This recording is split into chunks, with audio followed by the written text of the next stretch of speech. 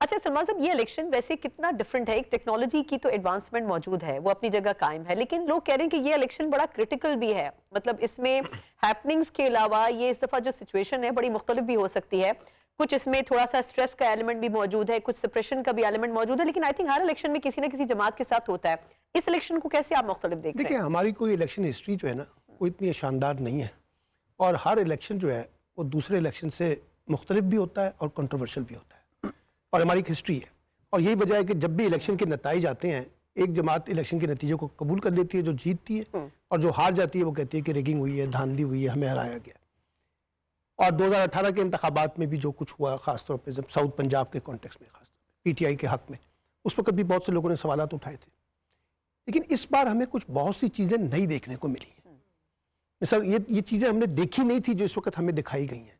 70s में और 77 में शायद ये गवाही दें कि कुछ इस तरह की चीज़ें हमने पीपल्स पार्टी के ख़िलाफ़ देखी थी, जिस वक्त कैंडिडेट्स को अगवा कर लेना, या आप जो अपना तजवीज़ कुनंदा, तायद कुनंदा के मामलात, या किसी भी जमात को कंपेन न चलाने देना।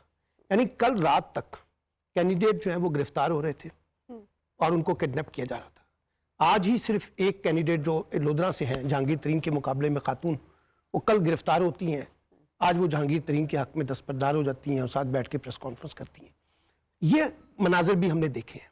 लेकिन माजी में भी तो होते रहे, लेकिन इतनी शिद्दत के साथ कि पूरी की पूरी पार्टी, जैसे अभी इन्होंने कहा कि एक पार्टी को आप एलिमिनेट कर दिया ना। देखिए, कुछ लोग तो 9 मई के वाकयात में मुलव्वस होंगे ना, आप उनके खिलाफ कुछ कर सकते थे, लेकिन आप पूरी पार्टी को इस तरह से एलिमिनेट कर देना और किसी पार्टी को इलेक्शन के प्रोसेस से ही निकाल देना, ये कुछ जमातें माजी में बाइकआउट करती रही हैं।